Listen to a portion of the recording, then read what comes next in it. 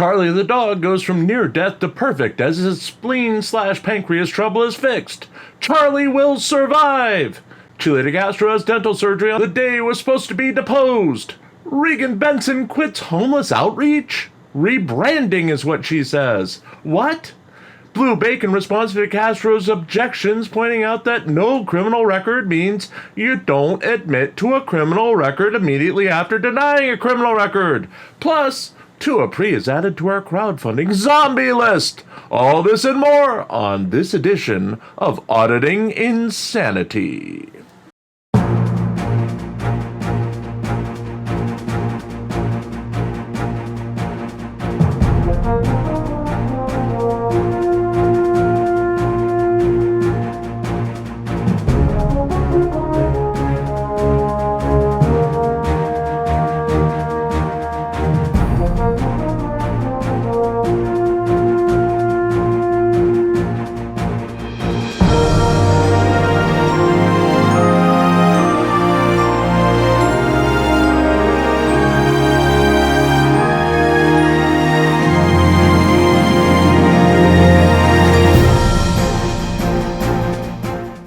Good afternoon and welcome to the Auditing Insanity Newscast powered by ReallyCoolNews. I'm Jim Finch and I'll be your host tonight for some very special news stories overshadowed by something bigger. Obviously tonight is a big night. Our own Verbo boss is leaving the watch party, for now anyway, to pursue a job that'll take her out of our pay range. Wait, somebody gets paid for this? During the times that we're on the air. Like I corrected someone earlier this day, this is the Newscast, and the live show is the watch party. And you'll get your news when we get to it, and you'll like it, damn it, on the watch party.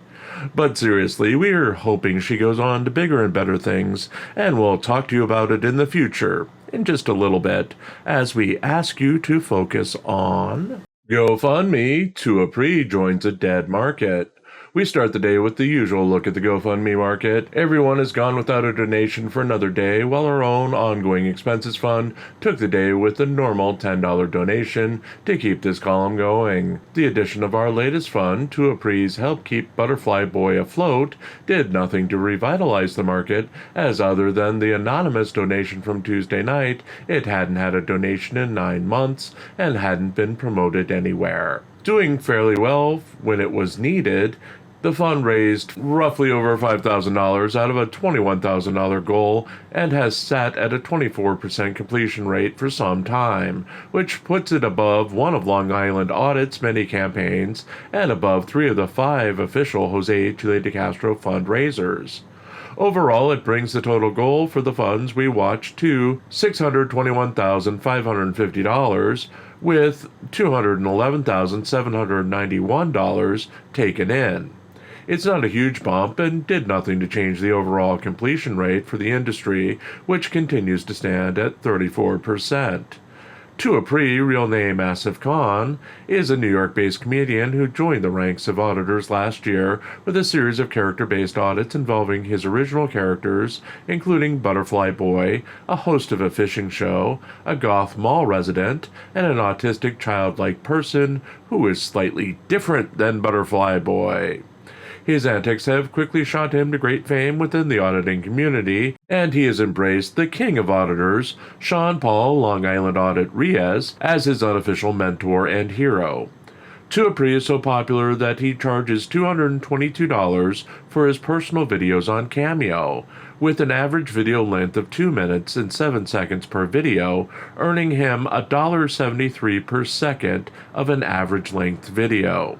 As stated earlier, Apree's fund joins a list of zombie funds that are sitting with little to no activity in the market and is not expected to be a game changer, as it had previously gone 9 months without a donation. On that note, if you'd like to conspire to keep our fund tormented by countless zombie funds and to force me to keep writing this column each day, we do have a GoFundMe of our own. All proceeds go to keeping the lights on, eating, and writing new stories to feature here and on ReallyCoolSite.org.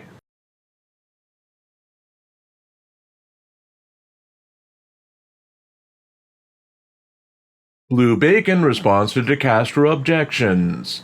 The attorney for YouTube alien enthusiast Michael Blue Bacon Paratini filed his response on Tuesday to Jose Chille DeCastro's objections to his previous motion for summary judgment in the ongoing lawsuit of DeCastro versus Kate Peter, Team Skeptic, Daniel Clement, and Paratini.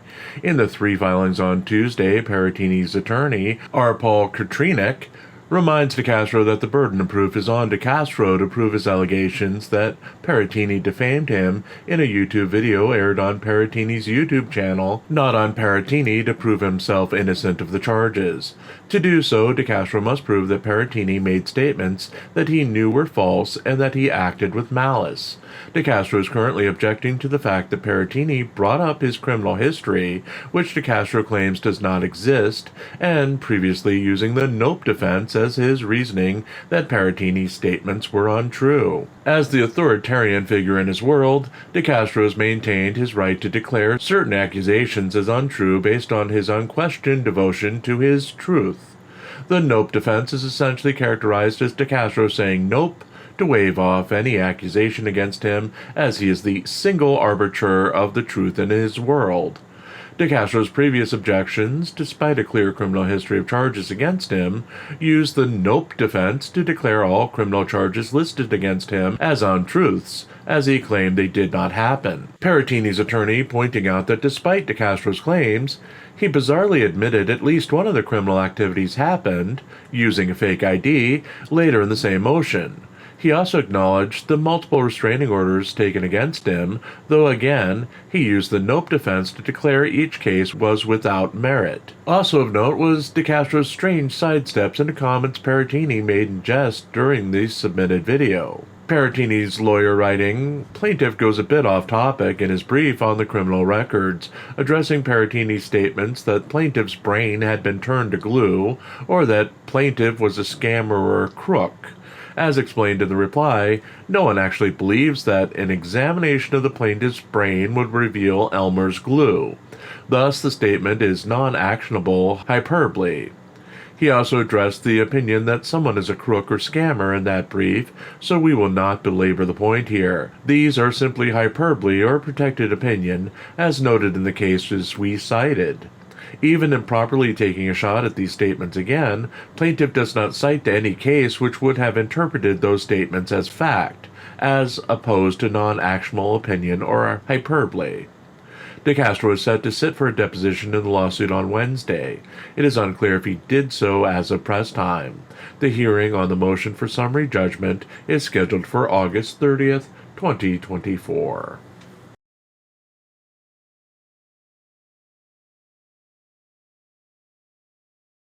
Regan Benson ends homeless outreach? Activist and YouTuber Regan Benson changed the name of her YouTube channel to 5280 Outreach Wednesday night, along with a new note in the About section of the channel indicating that she was rebranding.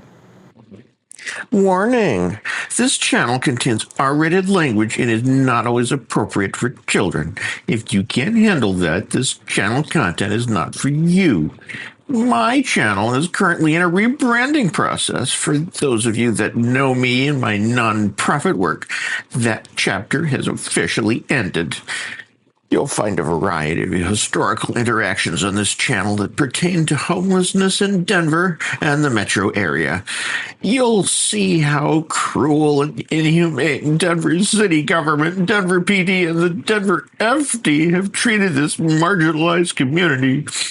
You'll see stories of how intent Denver city government is at trying to jail me and shut down my vocal stance in preserving people's rights to simply survive while living homeless.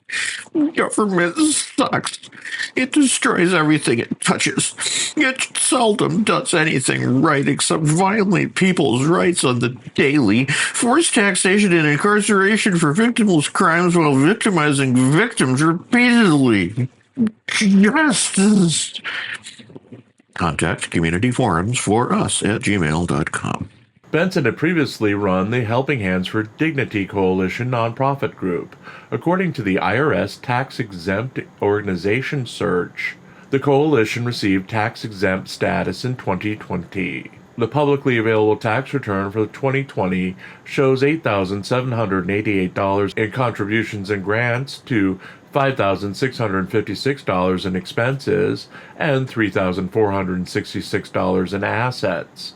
The primary expenditure for the organization is listed as food, though no further description is given for that expenditure.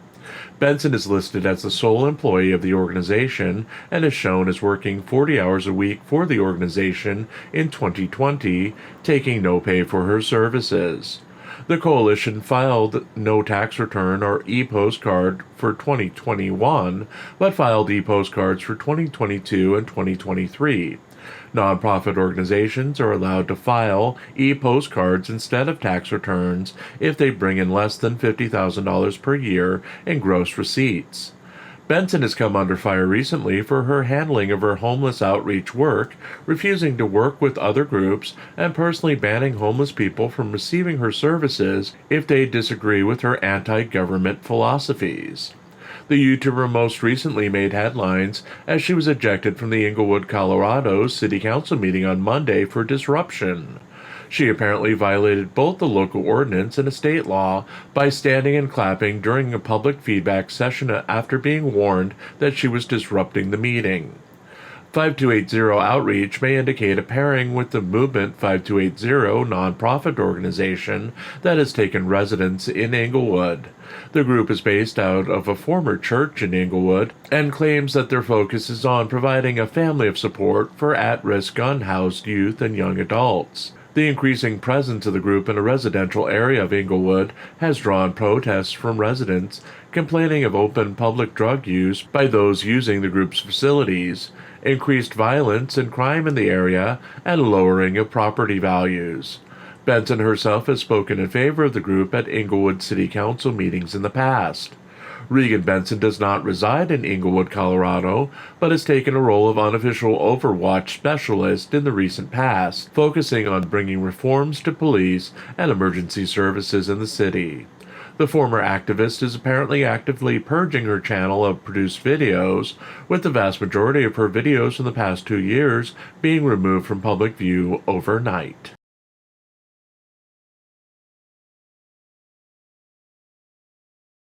DeCastro's Charlie makes miracle recovery.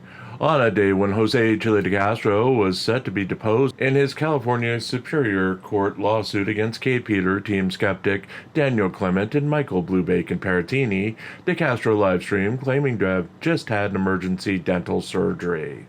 It is unclear if DeCastro appeared for his deposition, which was set up by the court on a July 30th, 2024 ruling, and after DeCastro had been sanctioned for missing a previous deposition, but DeCastro had announced that he had a broken tooth on Tuesday's night broadcast, and his dog Charlie was deathly ill and soon may lose his spleen in surgery.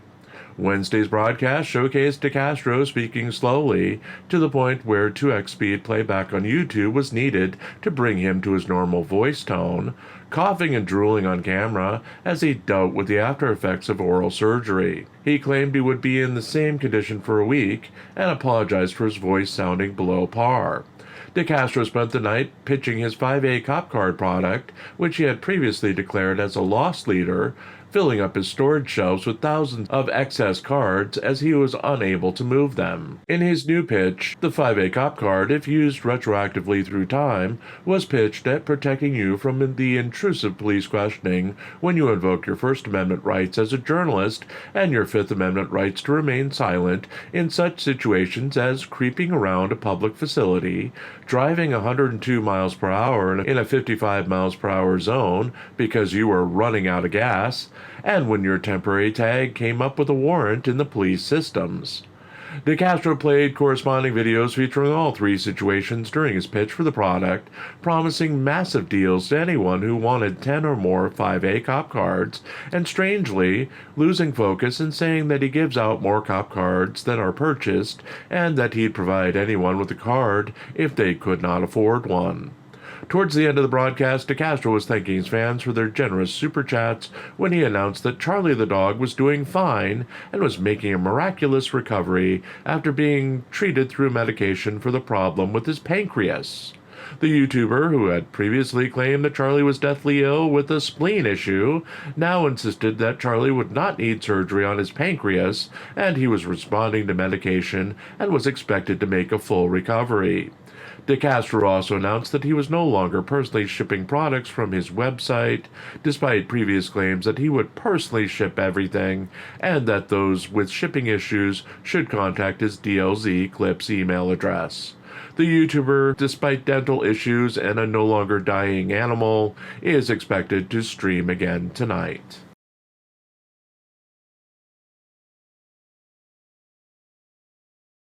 Okay, for those who waited, right now, there is no plan. I have a few people in mind that I'd like to come on the show, most of them way out of our ballpark, as our immediate choices have said no.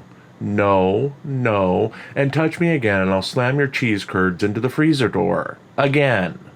Not sure why Pope Phil was so angry about his damn cheese curds, but for the love of God, we're down about their loss. We like cheese curds, damn it!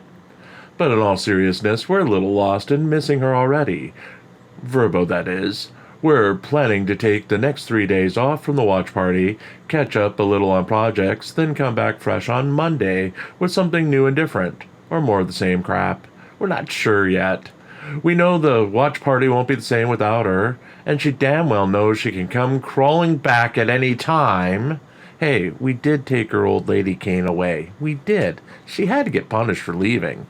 But she will always be the brains of this outfit and welcome here. Please leave your comments for her in the replies below this video. She'll always remain the best. And on that note, the newscast will continue tomorrow with another edition of Auditing Insanity.